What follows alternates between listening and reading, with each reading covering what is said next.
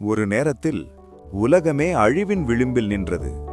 ஒரு விஷம், ஒரே ஒரு விஷம் அனைத்து உயிர்களையும் அழிக்க தயாராக இருந்தது. அப்போது உலகத்தை காப்பாற்ற யார் வந்தார் தெரியுமா? அவர்தான் மகாதேவன், சிவன்.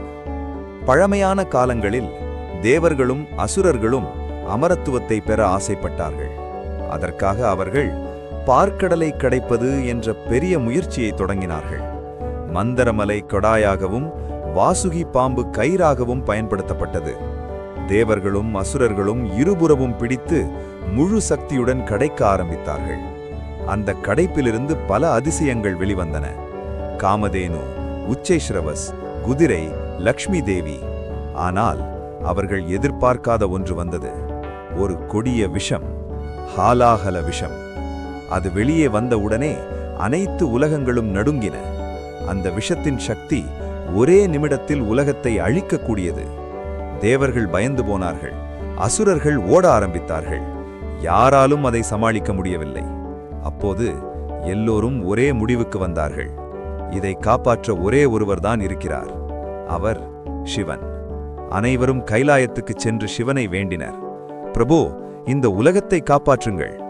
சிவன் அமைதியாக எல்லாவற்றையும் கேட்டார். பிறகு ஒரு முடிவெடுத்தார். சிவன் அந்த கொடிய விஷத்தை தன் கையில் எடுத்தார். அதை யாரும் எதிர்பார்க்கவில்லை. அவர் அதை குடித்தார். ஆனால் அந்த விஷம் உடம்புக்குள் செல்லாமல் அதை தன் கழுத்தில் தாங்கினார். அதனால்தான் அவரது கழுத்து நீலமாக மாறியது. அதனால் அவருக்கு நீலகண்டன் என்ற பெயர் வந்தது. ஒரு கடவுள் தன் உயிரையே பணயம் வைத்து முழு உலகத்தையும் காப்பாற்றினார். அவர் எதையும் எதிர்பார்க்கவில்லை, புகழும் வேண்டவில்லை. அவர் செய்தது ஒரு தியாகம், ஒரு பாதுகாப்பு. அவர்தான் நம் சிவன். உலகத்தை காப்பாற்றிய அந்த தியாகத்தை நாம் ஒருபோதும் மறக்கக்கூடாது. இந்த கதையை நீங்கள் ரசித்திருந்தால் லைக், ஷேர், சப்ஸ்கிரைப் செய்ய மறக்காதீர்கள். ஐயப்பன் அருள் பெற வேண்டுமா? அதற்கான ரகசிய வழிகள் இருக்கின்றன என்று பக்தர்கள் சொல்கிறார்கள். ஆனால் அது உண்மையா, இல்லையா ஒரு நம்பிக்கை மட்டும்தானா? அறிமுகம். ஐயப்பன் சபரிமலையில் வாழும் அந்த தெய்வம், லட்சக்கணக்கான பக்தர்களின் நம்பிக்கை. ஆனால் அவரின் அருள் எளிதாக கிடைக்குமா?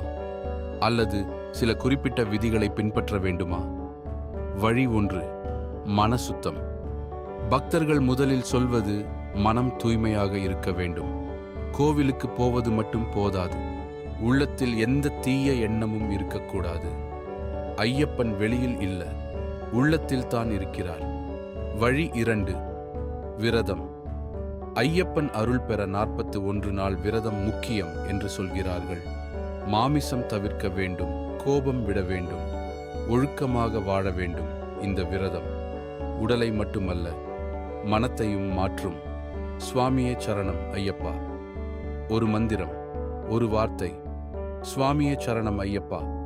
இந்த மந்திரத்தை நம்பிக்கையோடு சொன்னால் அவர் உன்னை ஒருபோதும் விடமாட்டார் என்று பக்தர்கள் நம்புகிறார்கள். வழி 4, சபரிமலை பயணம். காடு வழியாக கடினமான பயணம், பாதையில் துன்பங்கள். ஆனால் அந்த பயணம் முடிந்ததும் ஒரு தெய்வீக அமைதி. அதுதான் ஐயப்பன் தரும் உண்மையான அனுபவம், உண்மை வெளிப்பாடு.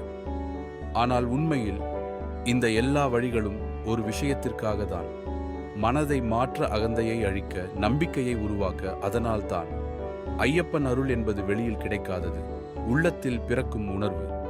அதனால் ஐயப்பன் அருள் பெறுவது கடினமில்லை. நீ உண்மையாக நம்பினால் அவர் உன்னுடன் இருப்பார். சுவாமியே சரணம் ஐயப்பா.